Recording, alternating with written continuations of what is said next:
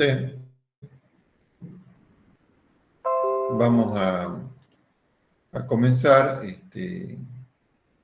diciendo que, viendo cuáles son las expresiones generales para el dimensionado y verificación de piezas pretensadas. Como ya sabemos, el esfuerzo de flexión generalmente está acompañado de esfuerzo de corte. Si estamos hablando de un elemento tipo viga, por ejemplo. De manera que lo que hacemos habitualmente es dimensionar el elemento de flexión y luego realizar verificaciones de esfuerzo de corte y, si es necesario, disponer de armadura específica de corte. También recordemos que puede ser que en la estructura tengamos presente torsión, que aunque son mecanismos de trabajo distintos que el corte, ambos producen tensiones axiales y tensiones y un sistema de mecanismos de tensiones principales, sigma 1 y sigma 2, que en general decimos que están asociadas a esfuerzos cortantes. Entonces, a veces las armaduras de corte se ven reforzadas por la necesidad de cubrir esfuerzos de torsión. Pero la torsión es otro tema, aunque tiene una cobertura de armadura similar al corte. Bien, de ensayos experimentales, de un número importante de elementos, se puede extraer algunas pautas de diseño que se nombran a continuación. Se sabe que para cargas de servicio es importante limitar la tracción diagonal, o sea, las tensiones principales sigma 1, para que la pieza no fisure. Y eso resguarda tanto su durabilidad como su aspecto estético.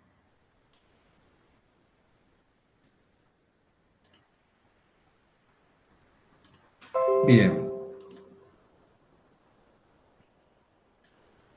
También se sabe que cuando se produce la primera fisura, la fisuración se propaga rápidamente si no se disponen de armaduras que controlen esa fisuración.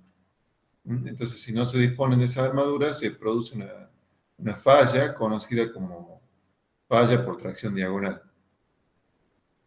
Aún en el hormigón, luego de fisurado, se sabe que conserva algo de resistencia al corte debido a la rugosidad en la fisura que se debe a la traba que se produce entre los agregados. Esto se verifica especialmente en el hormigón armado convencional. En cambio, en el hormigón de alta resistencia, si luego ustedes estudian el hormigón de alta resistencia, como tiene áridos de dimensiones menores y además la pasta adquiere resistencias importantes similares a la del agregado, entonces ya ahí no hay una fisura tan rugosa como la del hormigón armado con resistencias medias y bajas. En el de alta resistencia la fisura es menos imbricada, menos rugosa, entonces este efecto se pierde un poco. Además, hay otro efecto que es debido a, como les digo, no solo debido a la trabazón entre agregados en la fisura, sino también al efecto pasador que producen las armaduras, que hace que la pieza, una vez fisurada, pueda seguir soportando tensiones de corte significativas. Todo esto se ha comprobado experimentalmente. ¿Qué dice el reglamento? Contempla aspectos como que el diseño por corte se realiza en estado último, o sea que a las cargas hay que incrementarlas, mayorarlas. Es necesario que todas las secciones a lo largo de la viga satisfagan las condiciones requeridas, o sea que no hay que verificar solamente la sección cercana al apoyo, una sección cercana al apoyo, sino que hay que verificar varias secciones. considera la contribución al corte tanto del hormigón como de la armadura de corte. Y lo hace generalmente, los reglamentos lo hacen por separado. El hormigón por un lado y lo que no cubre el hormigón, se lo cubre con acero. Se supone que el hormigón provee un valor de resistencia al corte que es prescripto por el reglamento, conservativo, o sea, tiene coeficiente de seguridad, mientras que las armaduras proveen el faltante de resistencia si fuera necesario para satisfacer la resistencia requerida. Bueno, en general las piezas sometidas a corte o esfuerzo de corte tienen que verificar la condición general, que la resistencia requerida sea, llamamos B sub U, sea menor o igual que la resistencia nominal de la sección multiplicada por un coeficiente de reducción. Como la rotura por corte es una rotura brusca, ese coeficiente phi se toma 0,75. En cambio, recuerden que en flexión ese coeficiente valía 0,9. Entonces, lo que queremos hacer ahora es determinar cuánto es esa resistencia nominal de la sección B sub n, o sea, la que está relacionada a la geometría y al material como está construida la sección, sus propiedades geométricas y mecánicas, y esa resistencia nominal va a estar dada una parte por el hormigón y otra parte por el acero. O sea, la parte del hormigón la llamamos B sub C. Entonces, para evaluar ese aporte, lo que se han hecho es ensayos experimentales de los cuales surge lo que comento a continuación. Por ejemplo, supongamos que tenemos una viga, como esta de acá abajo a la derecha, que está cargada, está apoyada, simplemente apoyada, en su extremo tiene una armadura y tiene ciertas cargas verticales que le producen flexión y también la solicitan por esfuerzo de corte. Entonces, a una distancia D, a una distancia X del extremo, tenemos esta sección de análisis que tiene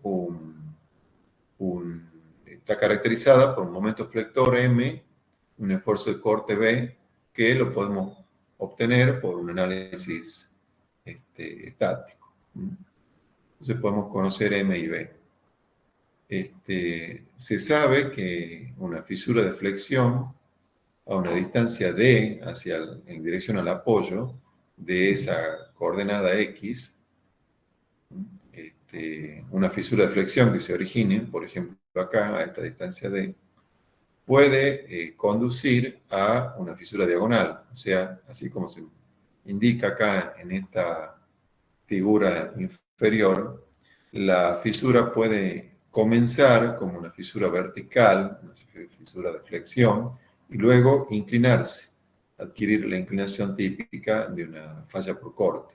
¿No? Acá lo vemos más grande, la fisura a una distancia D de la sección X que estamos analizando, puede comenzar verticalmente y luego diagonalizarse.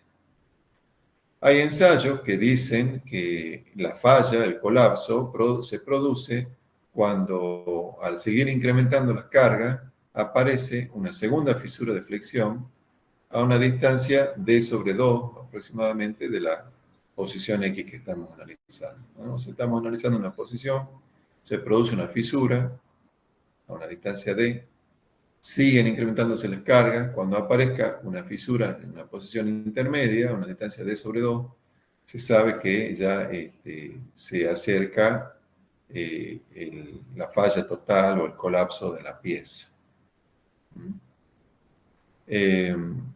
Entonces, esa segunda fisura se va a abrir, se va a extender hacia el centro de gravedad de la sección, donde el incremento de la tensión principal de tracción la inclina diagonalizándola, o sea, viene vertical, así como en este esquema, y luego se diagonaliza, por cuestión de tensiones principales. Entonces, como decía, M y B son el momento y el corte en la sección X, Y MCR y BCR son los momentos y corte de fisuración. O sea que son los correspondientes al momento y corte en la sección X menos D sobre 2. O sea, donde aparece la segunda fisura. X menos D sobre 2. Bien.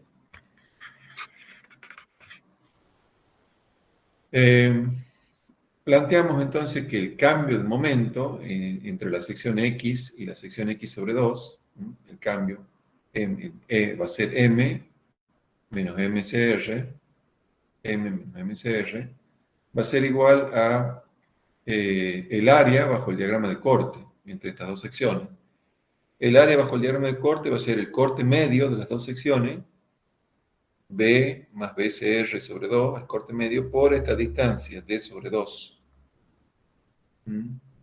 Es el área de un trapecio, podemos asimilar al área de un trapecio. O sea, el corte medio por D sobre 2. Como la diferencia son secciones muy cercanas, o sea que la diferencia entre B, el corte aquí en esta sección X, y BCR, el corte a una distancia de D sobre 2, es una diferencia reducida, es pequeña, porque la separación entre fisuras es más o menos la mitad de la altura de la viga. Esta separación D sobre 2 es más o menos la mitad de la altura, ya que esta es más o menos D, más o menos la altura de la viga, y esto más o menos D sobre 2. Entonces, como esos valores son cercanos, se plantea como aproximación que B sea igual a BCR, que estos dos valores sean iguales. Entonces esta expresión se simplifica, porque acá nos va a quedar, si B es igual a BCR, nos va a quedar 2B sobre 2, nos queda B por D sobre 2. B por D sobre 2, que es lo que tenemos acá. De acá podemos dividir ambos miembros en B, que sería esto, y después podemos despejar B, donde B el corte en la sección X. Pero fíjense que también nos aparece B de los dos lados de la ecuación. B aparece en ambos lados de la ecuación, aunque puede ser calculado, ya que la relación M sobre B que tenemos acá en el miembro de la derecha de la ecuación, en el denominador, se mantiene constante para una sección, ya que cuando la carga crece el momento, pero también proporcionalmente crece el corte. O sea que podemos simplificadamente asumir que la relación M sobre B es constante, bajo incremento de la acción externa, la carga. Bueno, este valor de la ecuación 1 tiene correspondencia con ensayos de viga a cargas externas, o sea, la aplicada por los gatos, por ejemplo. Por ejemplo, estas cargas que ponemos acá son esas expresiones corresponden a la aplicación de esas cargas externas, pero no tienen en cuenta el peso propio, por ejemplo, de la viga. No incluye el peso propio para independizarse del mismo. Si queremos usar este resultado en el diseño del corte, dado por esta ecuación, habrá que tener en cuenta las cargas permanentes, que no incluyen el peso propio, más la sobrecarga de diseño.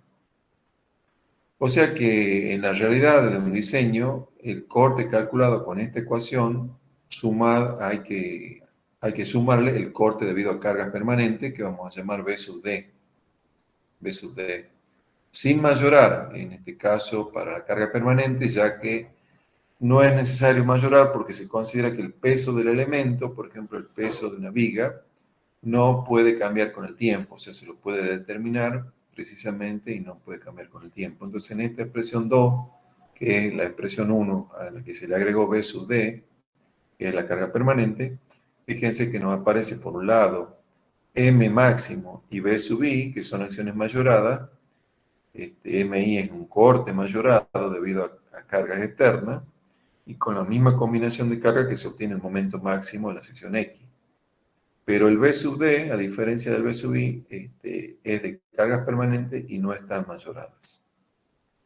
¿Mm? Bien, por cuestiones de simplicidad, en el reglamento se eliminó del denominador el D sobre 2, con lo que además se logra ser conservativos. Si yo estoy, si quito D sobre 2, estoy agrandando el denominador. Si agrando el denominador, achico el numerador, o sea que estoy del lado de la seguridad. Estoy calculando una colaboración del hormigón menor que la que ocurriría en la realidad, en principio, al eliminar ese D sobre 2. Entonces, a partir de la ecuación 2 me queda esta expresión 3 simplificada.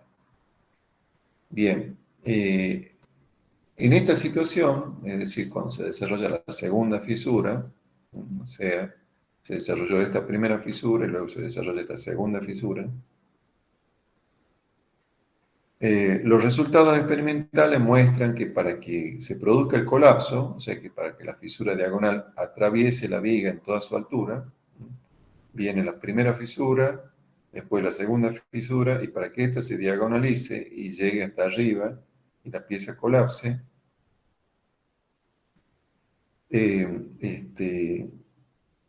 lo que sería una falla por tracción diagonal, es necesario un nuevo incremento del esfuerzo cortante. O sea, acá se hace un ajuste. Es necesario agregar una parte que se evaluó experimentalmente y que vale esto, un veinteavo de la raíz de F'C por el área de hormigón BW por D.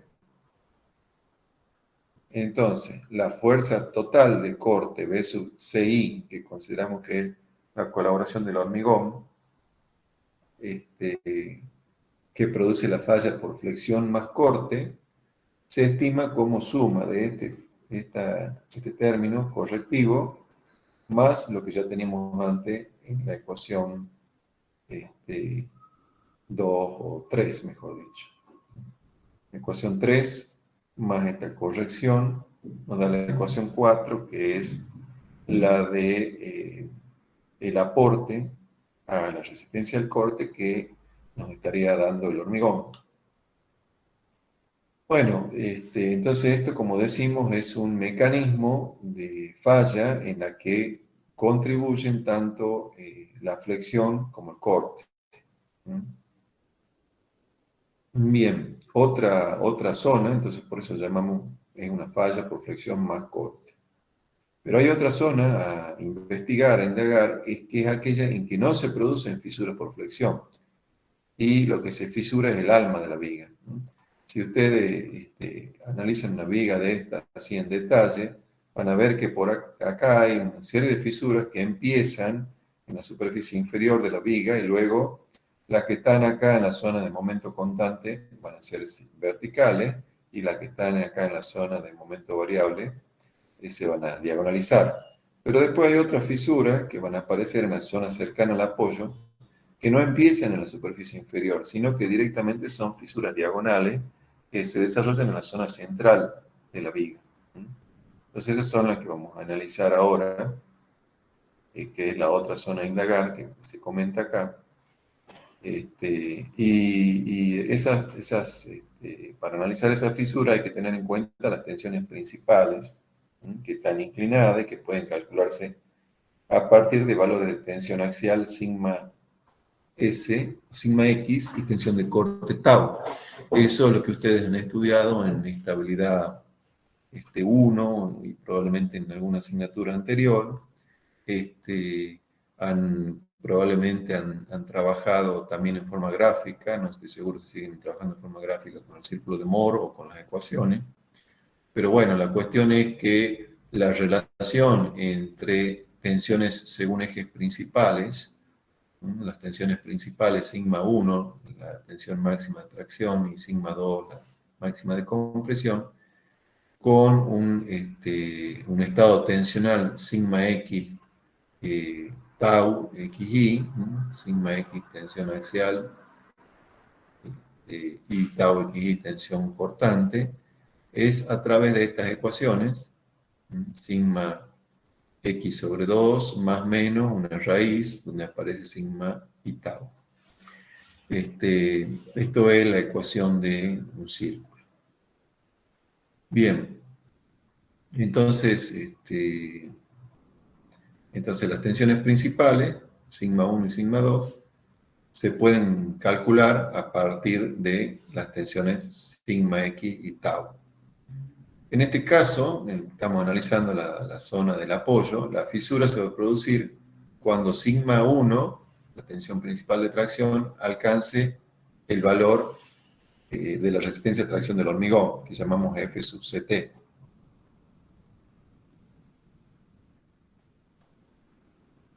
O sea que se va a producir a la altura del baricentro de la sección, ya que en esa zona el tau es máximo. El tau es igual a tau máximo. Entonces, recuerden, la variación de tensiones tangenciales tiene un máximo en el baricentro de la sección.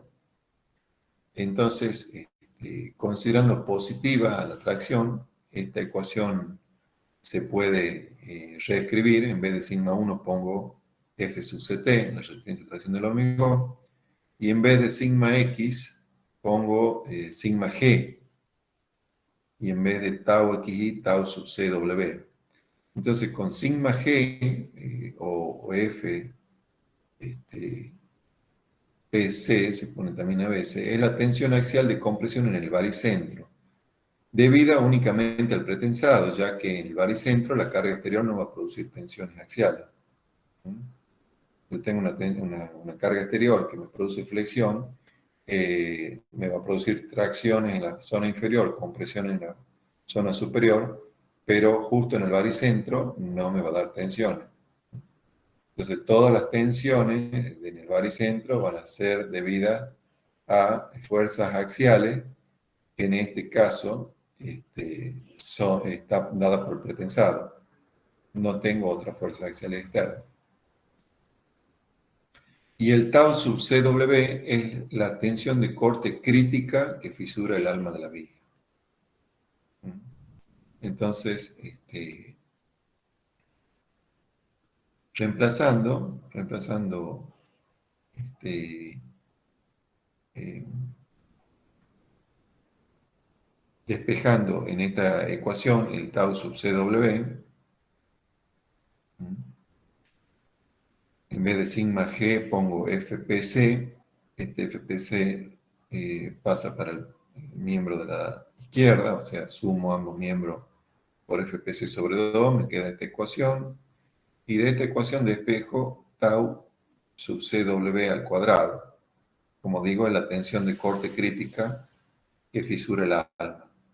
Entonces, de ensayos experimentales se sabe que la resistencia a tracción del hormigón vale F sub CT 0,3 de la raíz de F'C, o sea, de la resistencia característica compresión. Entonces, si reemplazamos F sub CT en esta última ecuación por 0,3 de la raíz de F'C, obtendríamos esta expresión, o mediante una simplificación aproximadamente nos quedaría esto, que tau sub CW es 0,3 por la suma de la raíz de F'C más F sub PC, o sea, la tensión axial de compresión en el baricentro debido al pretensado. El subíndice P es por pretensado y C es por concreto, por hormigón. O sea que la tensión en el hormigón debido al pretensado, en este caso en el baricentro. Bueno, esta tensión, el reglamento la expresa con fuerza de corte, multiplicando ambos miembros por un área. ¿Cuál es el área? BW por D. BW es el menor ancho de la pieza y D es su altura.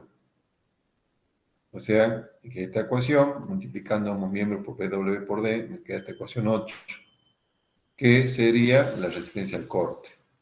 Esto era una tensión, la multiplico por un área de corte y me da una resistencia de corte.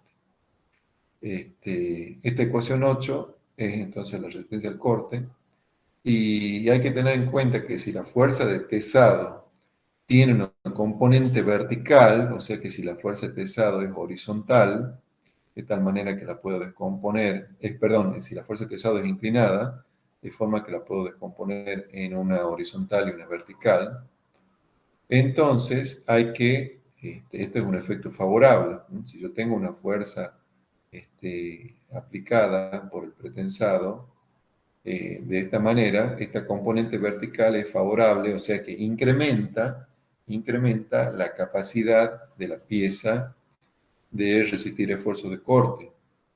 Entonces la vamos a sumar, ¿m? A esta expresión 8 anterior, le vamos a sumar B sub P, donde B sub P es la componente vertical de la fuerza de pretensado. Entonces nos queda esta ecuación 9. En los desarrollos que sigue se puede apreciar cómo el reglamento emplea las ecuaciones 4 y 9, o sea, 9 la que acabamos de ver, que es la contribución del hormigón en la zona del alma, en la zona del apoyo, y la ecuación 4, que era la contribución del hormigón en zonas donde se produce una rotura mixta por mecanismos de flexión y corte. Entonces la 4, mecanismo de flexión y corte, y la 9, mecanismo que se produce en la zona de apoyo debido solamente al esfuerzo cortante. Bien, o sea, el reglamento en lo que sigue usa esas dos expresiones, tanto para la zona de fricción y corte, que es la ecuación 4, como la de corte únicamente, que es la 9. Sí, hasta acá, como les digo, es un planteo que tiene una base teórico-experimental. Son razonamientos teóricos comprobados experimentalmente.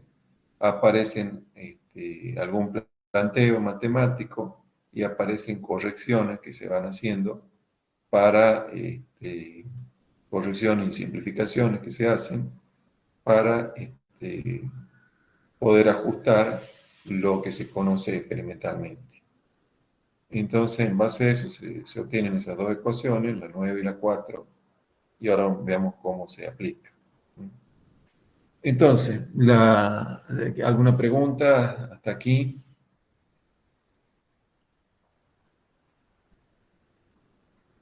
Bueno, hay silencio porque no se entiende nada o porque se entiende todo, son siempre las dos opciones. Bueno, la expresión general de cálculo y verificación, que da el CIRSOC 201 en su edición 2005, es de tipo aditivo, o sea que suma la contribución del hormigón, que le llama B sub C, con la contribución del acero, que se llama B sub S.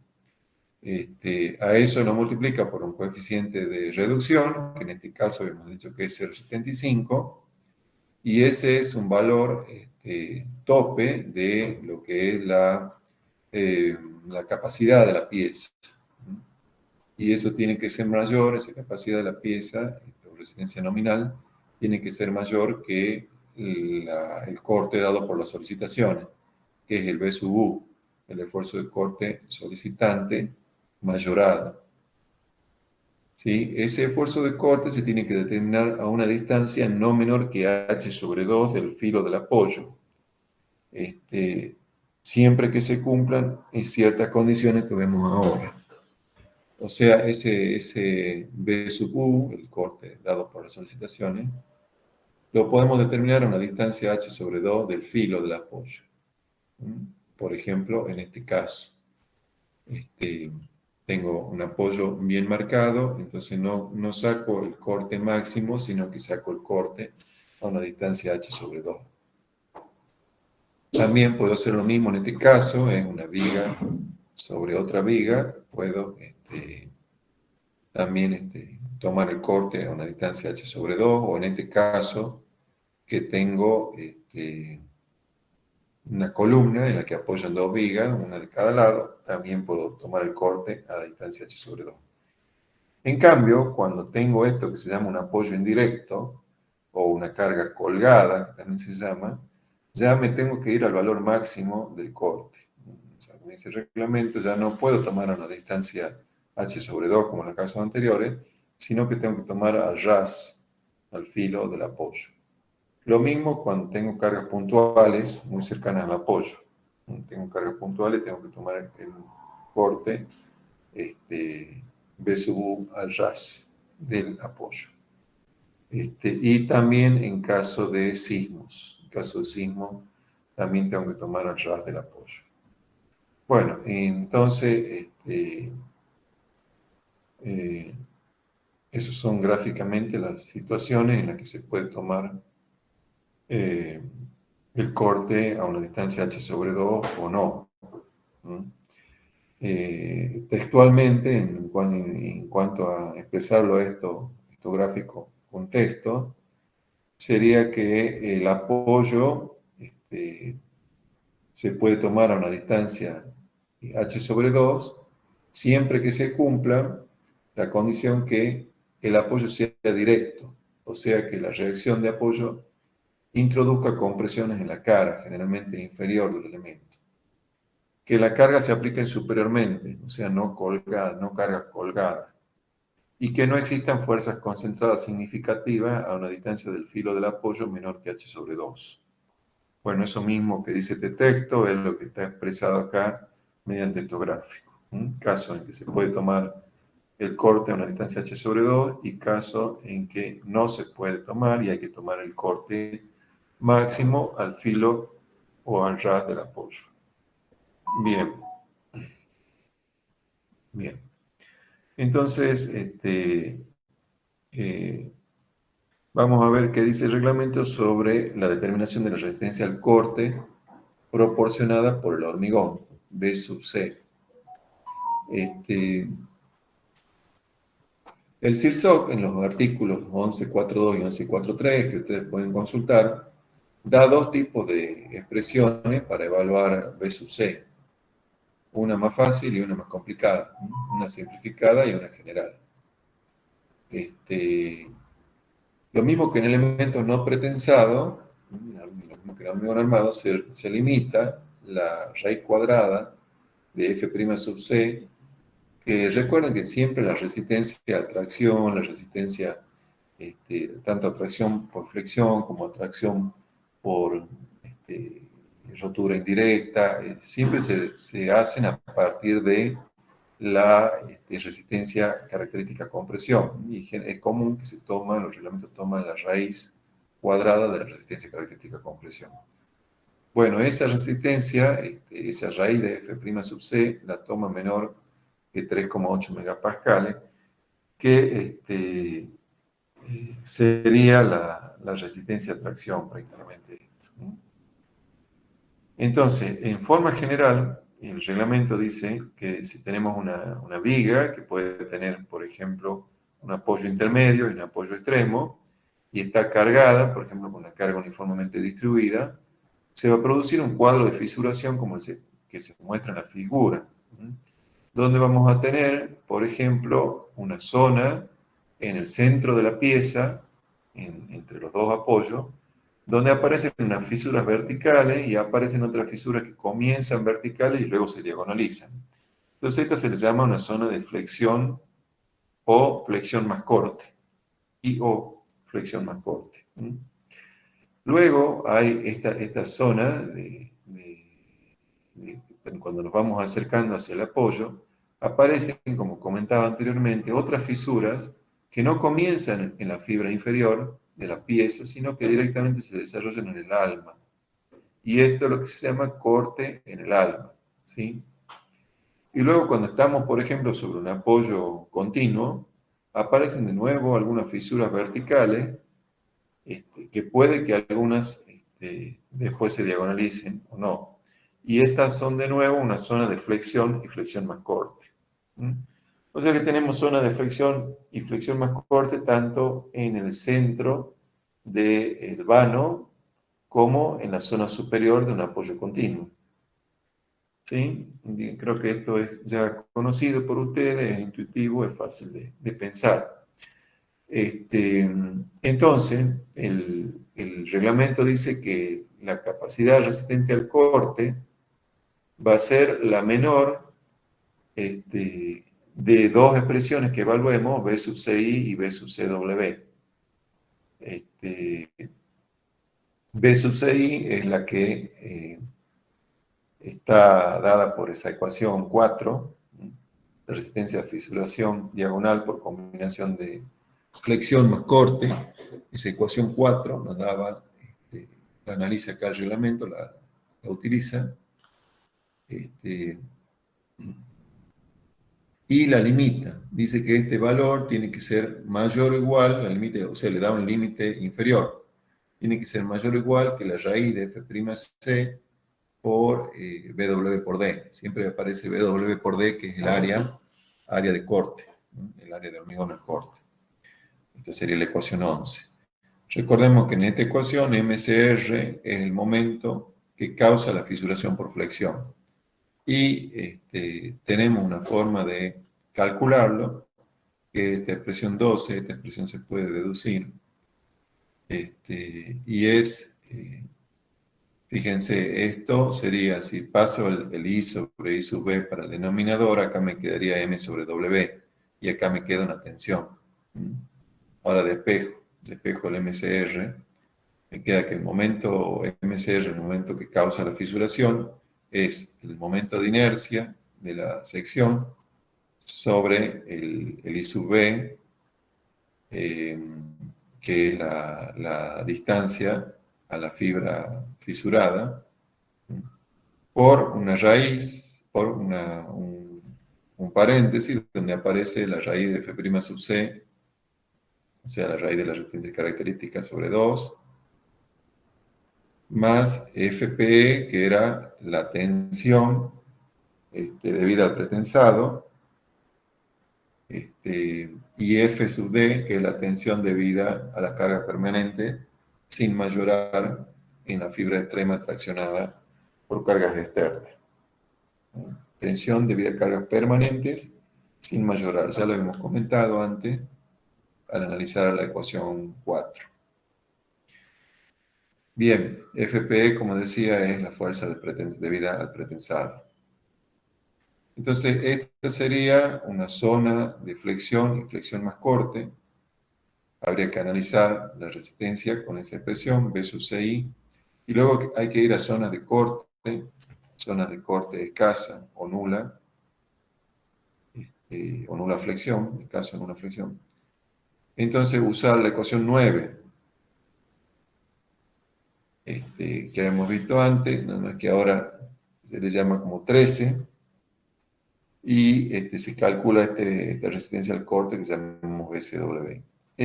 Alternativamente, B sub CW es el corte capaz de generar una tensión principal de tracción de valor 1/3 de la raíz de F'C en el eje baricéntrico de la sección. O sea que, alternativamente, se lo puede obtener de esta forma, al B sub CW. En los elementos compuestos, o sea, cuando se hace la construcción por etapa, una parte prefabricada y el resto se completa in situ. Por ejemplo, hago la viga en taller y le hago una viga de doble T en taller y luego le adiciono una losa superior in situ. Entonces, en ese caso, la sigma 1, la tensión principal de reacción, se debe limitar utilizando la sección transversal que resiste la sobrecarga.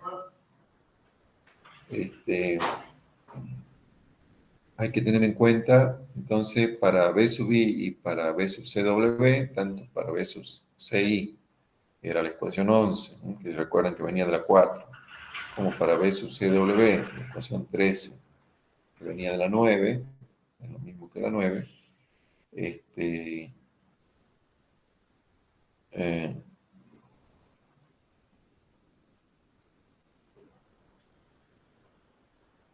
hay que tener en cuenta que D tiene que ser mayor o igual, el valor de D, la altura de la pieza que consideramos, tiene que ser mayor o igual que 0,8 de H.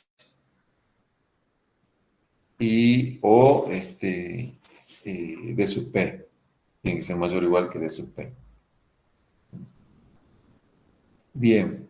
D es la altura útil y H es la altura total. Entonces D tiene que ser mayor o igual que 0,8 de H o mayor que D sub P. Mayor o igual que D sub P. B sub P, recordemos, la componente vertical de fuerza efectiva del pretensado en caso de postesado. Venía por el tema de calcular la componente vertical cuando tengo una fuerza de pretensado inclinado.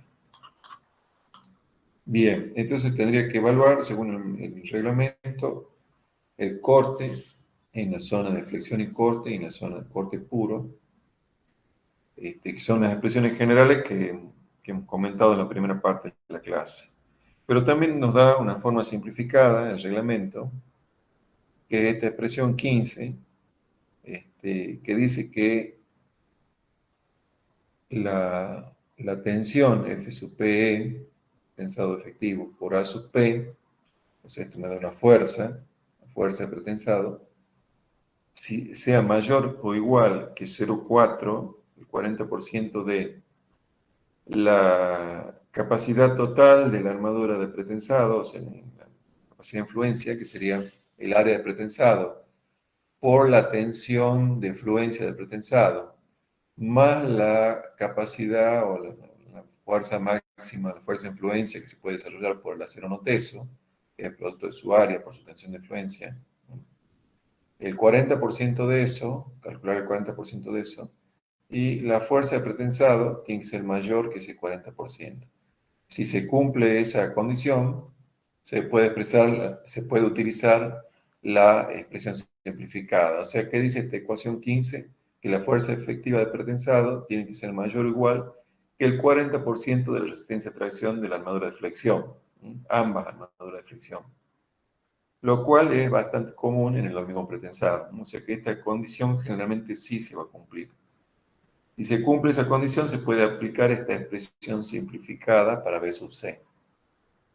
¿Sí? Fíjense, comparemos esta expresión para B sub C con la que teníamos antes para B sub CI, por ejemplo. Acá aparecía la raíz de F'C sobre 20 por dBW por D. Acá aparece la raíz de F'C sobre 20, el BW por D están acá afuera. Y luego aquí aparece BU por D sobre MU por 5. Y allá teníamos BI por M sobre M. Tienen un parecido, pero no son iguales, ¿no? Este primer término es común, este segundo término no. Entonces, esta ecuación 16 tiene dos límites.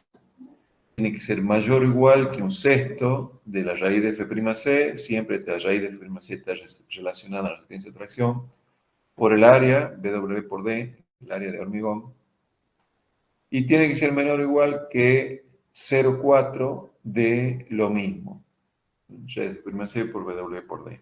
Son los 17 y 18 son los límites superior e inferior y superior de la ecuación 16, que es la forma simplificada del reglamento para calcular la contribución al corte del hormigón.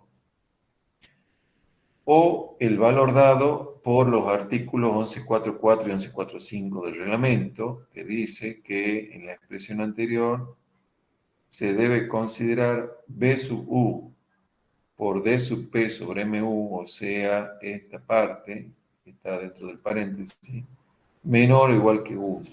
Esto tiene que ser siempre menor o igual que 1. Donde con MU estamos llamando al momento mayorado, que se produce simultáneamente con B sub U, con el corte, en la sección analizada. Y D sub P es la distancia desde la fibra más comprimida por el momento exterior hasta el baricentro de la armadura de pretensado. O sea, sería la profundidad del acero de pretensado, en otras palabras. Bien, el valor anterior de B sub P, B sub C, el B sub C,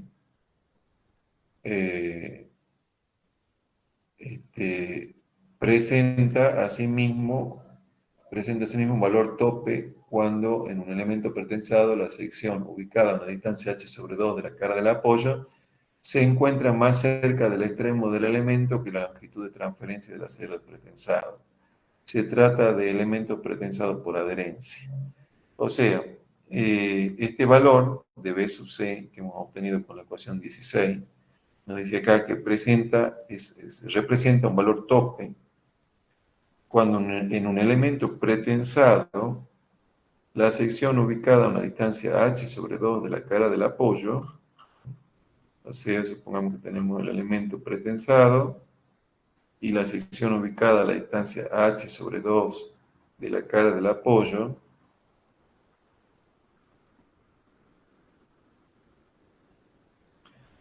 se encuentra más cerca del extremo del elemento que la longitud de transferencia del acero de pretensado.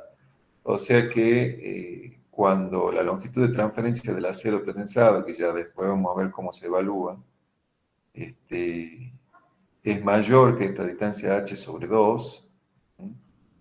Se produce esa situación,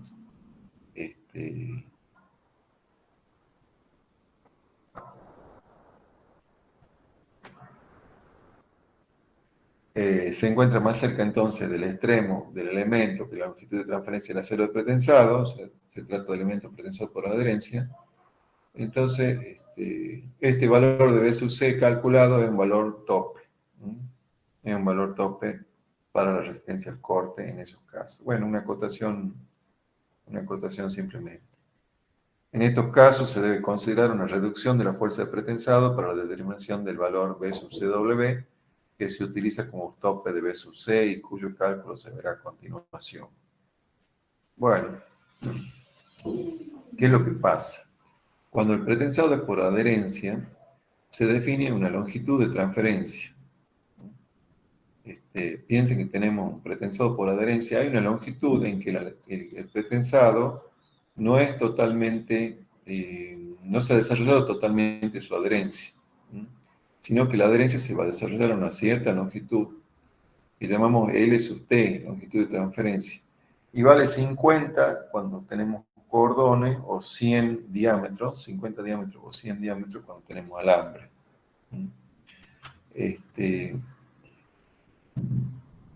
Entonces, esa longitud de transferencia es una longitud que se desarrolla desde el extremo del elemento, donde la tensión en el cable es igual a cero, hasta el punto del cable donde el pretensado es totalmente efectivo. O sea, si yo calculo la fuerza pretensada, yo le digo, necesito un pretensor de 100, o yo acá mido y tengo un pretensor de 100, tengo una pretensor de 100, en este punto, en el punto de introducción de la fuerza, el pretensor tiene que ser cero.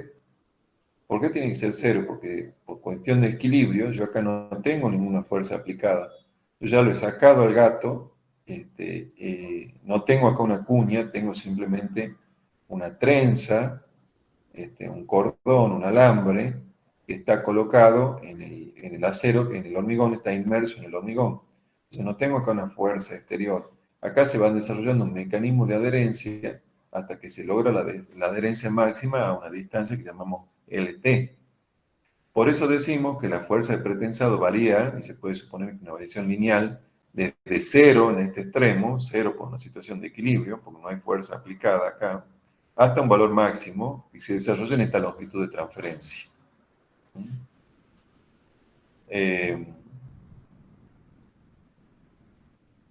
Se debe suponer que la fuerza de pretensado, se puede suponer, no se debe, se puede suponer que la fuerza de pretensado varía linealmente en ese segmento desde cero en el extremo hasta un valor máximo, que se ubica a una distancia a partir del extremo del acero de pretensado, que es la longitud de transferencia, y que se puede tomar 50 diámetros para cordones y 100 diámetros para alambres individuales. Lo que comentábamos acá. Bien. Eso está en el reglamento CIRSOC y acá está citado el artículo correspondiente. Bien, entonces, la ecuación de B sub CW, que era la ecuación 13, vuelta a escribir acá como ecuación 20, Fíjense, la comparemos con la 13, son exactamente iguales. F'C por F'Cw por D.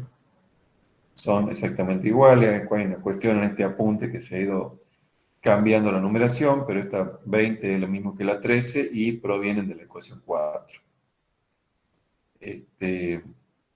Y están también citadas en el reglamento CIRSOC. Entonces, de nuevo, repasando, F sub PC es la tensión de compresión en el hormigón a nivel de centro de gravedad de la sección que resiste las cargas exteriores luego de ocurridas las pérdidas o bien a nivel de la unión entre alma y ala en aquellas secciones en que el centro de gravedad cae dentro de las alas. O sea, tensión de compresión. Esta es una tensión debido al pretensado, por eso tiene el subíndice P. Y el subíndice C porque la estamos evaluando en el hormigón. ¿Dónde se evalúa esta tensión? En el centro de gravedad de la sección que resiste la carga exterior. ¿Cuándo se han producido todas las pérdidas de pretensado? O puede que se evalúe en la unión alma y ala, en las secciones en que el centro de gravedad cae dentro de las alas. Después, respecto a B sub P, ya hemos dicho que es la componente vertical de la fuerza efectiva de pretensado, solo aquellos casos en que el cable es poligonal o de trazado curvo, que se da en el postezado. Luego tenemos el D sub P, que es la distancia entre la fibra más comprimida, acá tendría que ser D sub P, la distancia entre la fibra más comprimida por el momento exterior hasta el baricentro de la armadura de pretensado. No debe ser mayor de 0,8 de H, lo cual ya hemos comentado antes. O sea que D sub P en esta figura sería la distancia desde la fibra superior hasta la ubicación de la armadura APS. Bien, entonces esto sería la forma simplificada de evaluar el corte por parte del reglamento, ya sea con la ecuación 16, que es la expresión de B sub C, o con la ecuación 20, que es la ecuación de B sub CW. Esta va a ser importante en secciones donde predomina flexión y corte, y esta donde predomina corte puro. Ya vamos a ver después en un ejemplo cómo se trabaja.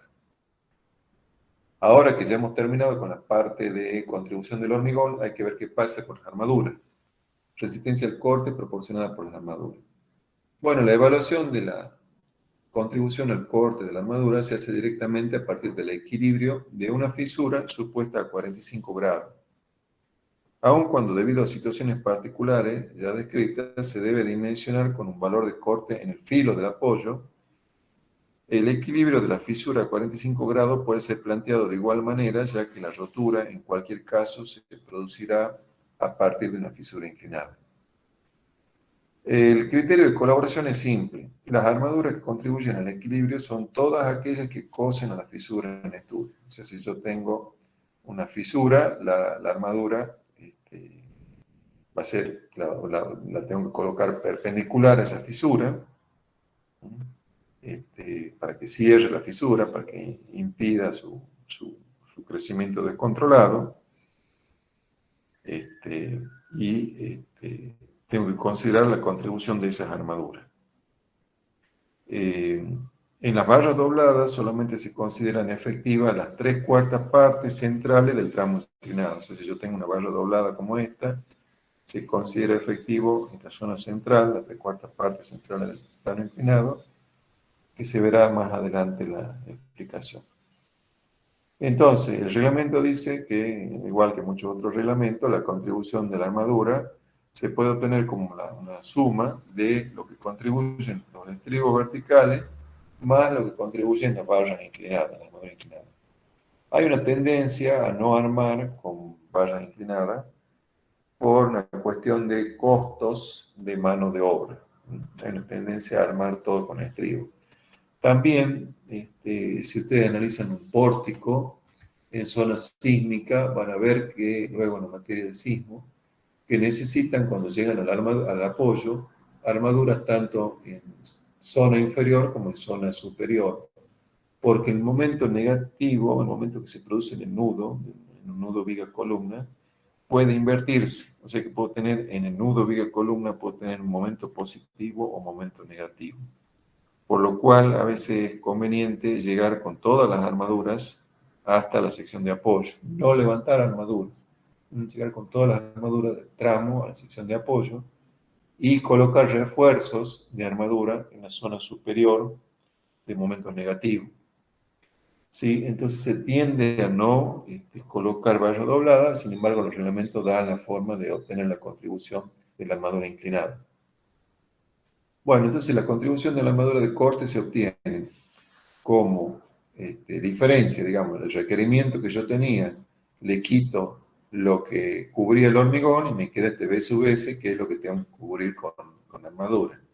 Y lo puedo cubrir con cualquiera de estas combinaciones que se muestran acá gráficamente, ya sea estribos perpendiculares al eje del elemento, que es el caso más común, con barras dobladas, que sería el caso B, con malla, como el caso C, con malla de acero soldada, o con estribos circulares y suncho cerrado, que sería el caso D.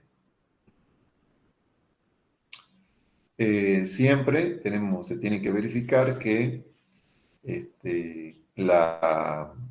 lo que tengo que cubrir con el acero, que sería esta diferencia, B sub U sobre phi menos B sub C, lo que tengo que cubrir con el acero, sea menor que 2/3 de la raíz de F' sub C por el área de hormigón BW por D. Esto es un límite que me pone el reglamento para que eh,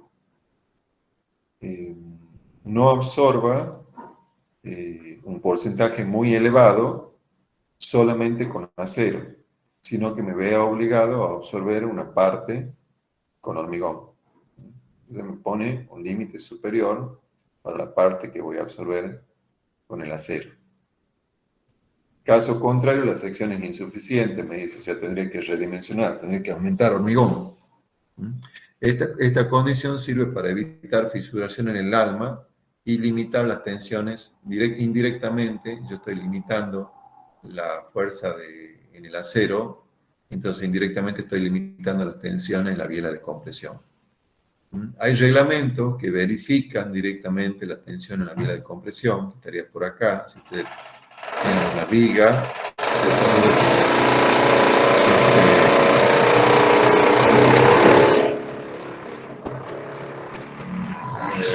si tiene una viga, se desarrolla este mecanismo de fisuración. Ustedes van a colocar una armadura perpendicular a eso, vertical o inclinada, para coser esa fisura. Entonces, los reglamentos a veces eh, verifican la tensión de la biela comprimida, que estaría eh, la tensión en el hormigón en compresión. Y en otros casos lo que hacen, lo hacen de forma indirecta, como el caso de nuestro reglamento.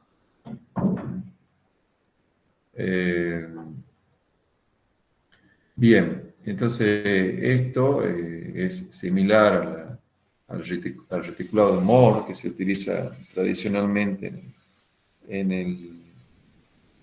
el análisis del corte. Los reglamentos alemanes lo utilizaban. Acá se plantea una fisura, acá hay una resultante de tracción, una resultante de compresión en la zona superior. Y acá en la fisura se desarrollan unas tensiones que se analizan, ¿no? El tratamiento es similar.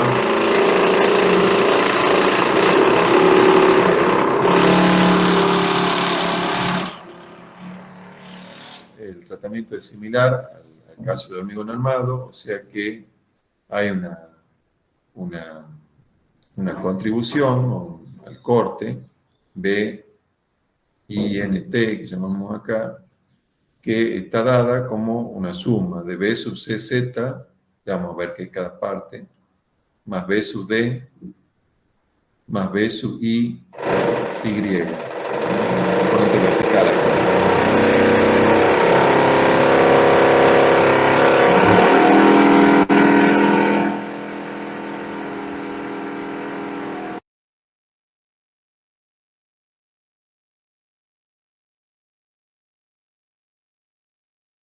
A ver, voy a hacer una pausa ahí, ya sigo en 2 minutitos.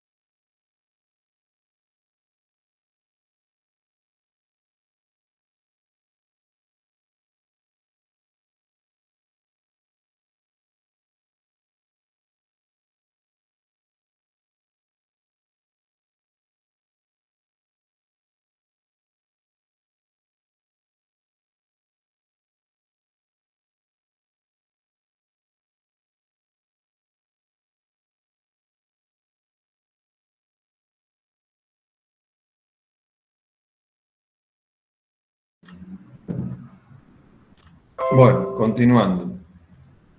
Entonces, como decía, esta contribución al corte se va a evaluar como suma de varias partes, que vamos a ver cómo se obtiene. Una está relacionada a la zona acá del hormigón, la zona superior, otra en desarrollo que se da en la fisura, y la otra es, este, vamos a ver, X B sub D, vamos a ver cómo se obtienen esas partes.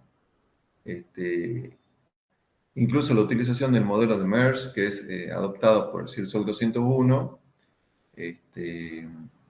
la inclinación de la biela comprimida, según el reglamento, toman una inclinación de biela de 45 grados, hay otros reglamentos que toman un ángulo variable, con lo cual el B sub S, la contribución del acero, es A sub B, que es el área de acero, por F sub B, la tensión de trabajo, por esta composición del ángulo de trabajo, seno de alfa más coseno de alfa, sobre S, donde S es la separación entre las barras, y aparece D, que es la altura útil de las piezas. Bueno, particularizando toda esta es la teoría, ¿no? Particularizando esta teoría, se obtiene para estribos verticales que B sub S, o sea, la contribución al corte de ese estribo, está dada por el área de acero contenida en un plano de estribo, que es A sub B, que es el número de ramas que tenga el estribo. Un estribo común tiene 2 ramas, por el área A sub 1B, que es el área de una rama del estribo contenido en el plano de estribado. Multiplicado por D, que es la altura útil de la sección, no menor que 0,8 de H, y multiplicado por F sub IT, Y, porque indica fluencia, es la tensión de fluencia especificada para el acero en los estribos. Generalmente se toma un límite relacionado a la tensión de fluencia a tracción del acero. Bien, luego aparece S, que es la separación entre planos de estribo, medida sobre el eje de la pieza. Si estamos trabajando con el estribo, va a ser la separación entre estribos directamente. Por ejemplo, si yo tengo como estribo un estribo común de 2 ramas del 8 cada 20, bueno, S es 20 centímetros. A sub 1B sería el área de una barra del 8, que son 0,5 centímetros cuadrados, y N sería 2. Bueno, si una misma fisura cortara estribos de diferentes diámetros y o con diferentes separaciones, sencillamente se reemplaza el coeficiente A sub B sobre S por la sección total de armadura vertical que corta la fisura en la longitud D. Bueno, es un caso muy, muy particular. Entonces eso es para estribos verticales, la particularización de esta teoría para estribos verticales. Para barras dobladas y o cable curvo, y respecto a este caso, vale lo visto en los ejemplos resueltos para hormigón no pretensado. Sé que aquí no vamos a volver sobre el tema, porque en elemento pretensado no es común el uso de barras dobladas. La armadura de pretensado raramente puede considerarse como parte de la armadura de alma, dado que el reglamento no admite la colaboración de armadura con una inclinación menor que 30 grados respecto a la horizontal. La inclinación de la armadura de pretensado generalmente es mucho menor de 30 grados. En general se consideran dos casos de trabajo. Primero se supone que la separación de estribo, que tendría que ser S menor o igual que 3/4 de la altura del elemento, o 400 milímetros, y se calcula el área requerida, calculo el área de estribo necesaria, a partir de esta expresión. ¿Sí? O sea, fijo, supongo S con estos parámetros, con estos límites, y calculo A.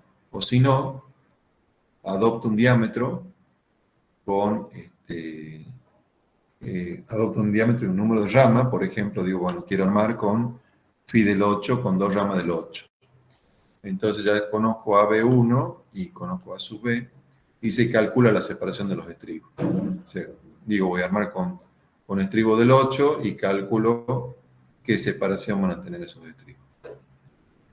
Si hay un límite para B sub S, es para la contribución del acero de la contribución al corte del acero, si es mayor que un tercio de la raíz de F'C por el área, W por D, los valores máximos de S deben reducirse a la mitad para el mismo valor de A sub B. O sea que esto se reduce a 3 octavos y a 200 milímetros. Bueno, hay también una limitación de B sub S total, o sea, me ponen un tope máximo para el B sub S, ya lo había comentado anteriormente, es 2/3 de la raíz de F'C por el área, W por D. Es una forma indirecta de verificar la compresión en las bielas. Y también el reglamento nos da un estribo mínimo para elementos pretensados, con una fuerza de pretensado efectiva mayor o igual que el 40% de la resistencia a tracción de la armadura de flexión, lo cual es común. El CIRSOC da en estos artículos un área mínima de estribo dada por el menor de estos valores, 31 y 32, me da ecuaciones que hay que verificar para el estribo mínimo. Bien, también me da una separación máxima de armaduras de ALMA. Respecto a la presencia y separación de armaduras de ALMA, indica que cualquier línea con la siguiente característica, que un extremo sobre la armadura principal de tracción, o sea, cualquier línea que arranque sobre la armadura principal de tracción, el otro extremo AD sobre 2 de la fibra de hormigón más comprimida, como en el caso de esta figura, AD sobre 2 de la fibra superior en este caso, con una pendiente de 45 grados, y el extremo inferior es el más próximo a la reacción que define el corte del proyecto, o sea que sería el caso de esta figura. Debe ser cortada por al menos una línea de armadura de ALMA.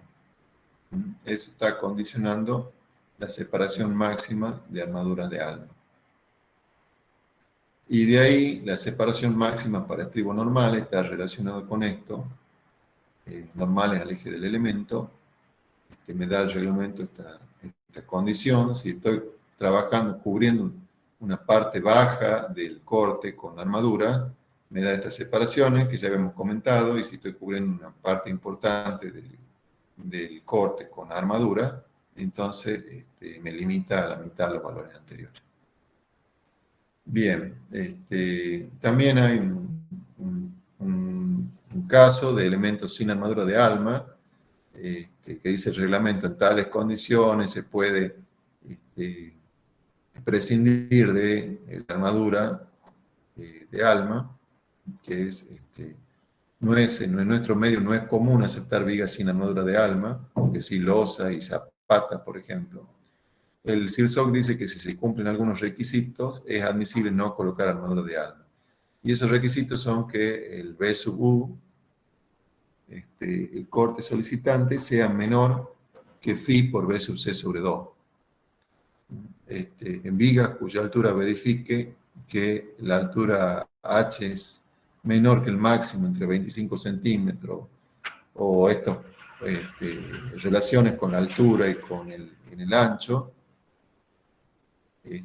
Si bien el reglamento dice que se puede prescindir de la armadura en esos casos, pero después recomienda colocación de armaduras mínimas en el alma, de viga, sobre todo en la totalidad de las almas delgadas de elementos postizados de hormigón.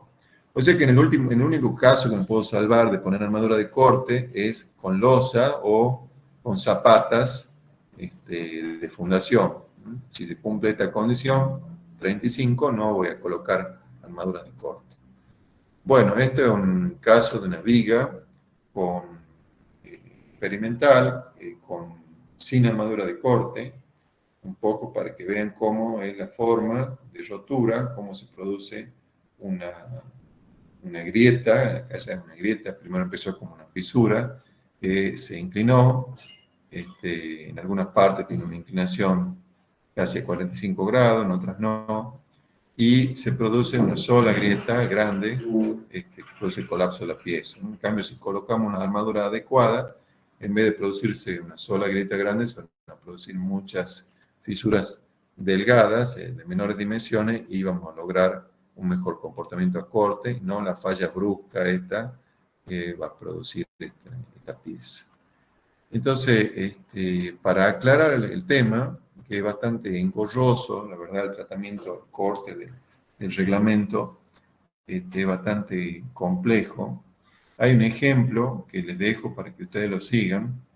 Lo que hace es determinar, este ejemplo está extraído del CIRSOC, lo pueden extraer en la parte de ejemplo del CIRSOC, no es el reglamento principal, sino la parte de ejemplo, que está en otra parte. Esta parte. Corte en elemento pretensado, el ejemplo 11.1. El enunciado dice determinar la armadura de corte para un elemento prefabricado que será utilizado como parte de una cubierta de una nave industrial.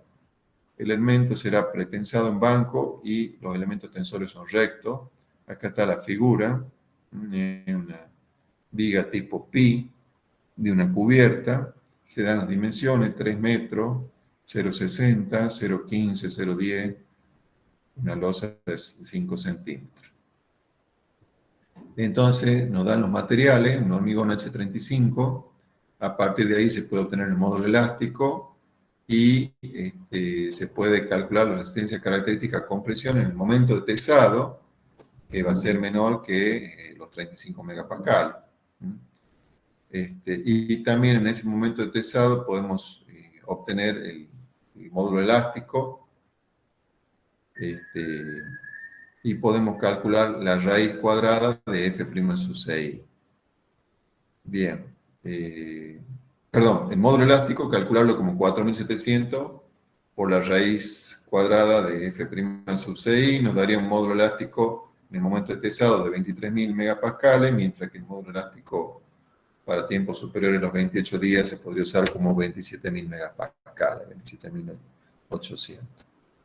Bien, el peso específico del hormigón armado es 25 kN por metro. Tenemos armaduras pasivas convencionales de 420 megapascales a la fluencia, y podemos tomar ese mismo valor como fluencia para los aceros estribos.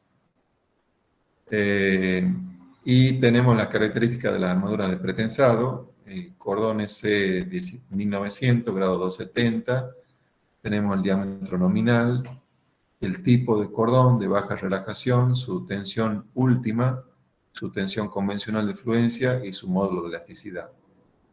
Se trata de elementos tensores rectos y podemos calcular en base a la geometría el área bruta de hormigón, o sea, el área total de hormigón, el perímetro de la pieza, los brazos de palanca o distancia del centro de gravedad de la pieza al borde inferior, 44 centímetros, al borde superior 16 centímetros, eso se puede calcular geométricamente, y los módulos resistentes, inferior y superior. El esquema y luz de cálculo es de una viga simplemente apoyada, con 15 metros de luz entre apoyos. Y como cargas permanentes tenemos permanente en el momento de tesado, 0, permanente luego del tesado, una carga uniforme de 3 kN por metro. Una parte de la sobrecarga casi permanente no vamos a considerar. El resto de la sobrecarga, o sea, la que actúa después del tesado, de 6 kN por metro. También tenemos como dato que la fuerza de tesado efectiva, o sea, ya considerada todas las pérdidas, es 1032 kN, y la excentricidad media de los elementos tensores es de 25 centímetros. El acero de pretensado está dado por cordones Y tenemos el área de esos aceros pretensados, 790 milímetros cuadrados. Y el acero pasivo son 2 barras del 12 en cada nervio. Tenemos 2 nervios, 2 barras del 12 en cada nervio. Y hay que utilizar un estribado uniforme.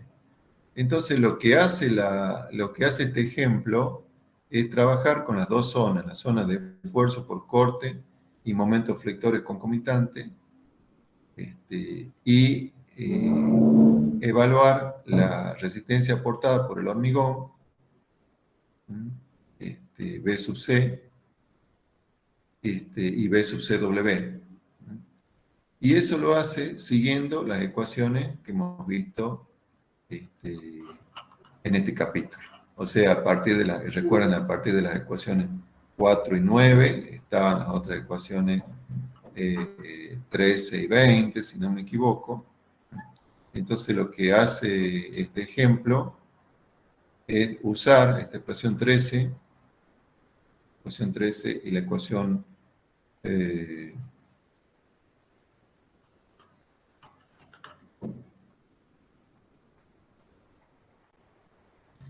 9, con la 9 hacíamos la 13, ¿sí? Y 11. A partir de la ecuación 4 teníamos la ecuación 11. Entonces lo que va a hacer el ejemplo es ir calculando en distintas secciones estos valores, verificando que se cumplan las condiciones límite, y eso lo va a hacer para distintas secciones ubicadas a una distancia del apoyo, menos 0,20, donde está el extremo de la viga, en la posición 0 está el eje del apoyo, y luego se va desplazando hasta llegar a L sobre 2. En cada una de esas posiciones calcula el corte y el momento y evalúa la contribución, siguiendo las expresiones, la contribución al corte del hormigón, y lo que no cubre con hormigón lo calcula con estribo, que es el B sub, B sub S. Entonces, en base a eso, está desarrollado este ejemplo, traten de seguirlo, analizar cómo va trabajando con esas expresiones, y luego lo organiza en forma de esta tabla. Bien. Por último, hay un resumen de estas expresiones del reglamento, dadas en todo este capítulo, qué es lo que se hace, cómo se trabaja y cómo se ha trabajado en este ejemplo. Seleccionar una abscisa, por ejemplo, estoy en la coordenada x igual a 0,75. Entonces tengo las dos opciones, o trabajar en la forma general, con estas expresiones de B sub CI y de B sub CW, cuando predomina flexión y corte, o cuando es un estado de corte solo, o la forma simplificada. Puedo trabajar con una o con otra forma. Y luego, bueno, está hecho en forma de diagrama de flujo para verificar que se cumplan las condiciones que hemos ido anunciando a lo largo de la clase. Luego, las condiciones a cumplir por los estribos, un área mínima de estribo, unas separaciones, están todas consignadas, y qué pasa si el cálculo no se verifica, ¿no? ¿Qué es lo que hay que redimensionar puesto en forma de diagrama de flujo? Bueno, eso es más o menos sintéticamente este capítulo de corte, bastante engorroso a mi gusto, pero bueno, recuerden las cuestiones principales, cómo se basa, en qué se basa, algunos son valores, son planteos experimentales, qué es lo que hay que tener en cuenta, cuáles son las hipótesis, y cómo es el trabajo de evaluar el corte, por un lado, en las zonas donde predomina la flexión más corte, o sea, zonas donde se combinan los dos efectos del momento flector y el esfuerzo de corte, y zonas donde predominan las fisuras de corte, ¿no? Las zonas de apoyo, donde predomina la fisura que no llegan a los extremos, las fisuras en el alma. Bueno, les pido que repasen esta clase, vean el ejemplo y si tienen dudas, me mandan un mail y lo resolvemos en una consulta. Dejamos ahí por ahora, tengo una reunión en este momento y bueno, y seguimos en contacto en la próxima clase del día martes. Bien, ingeniero, gracias. Perfecto, ingeniero, Hasta luego, gracias. ingeniero. Gracias.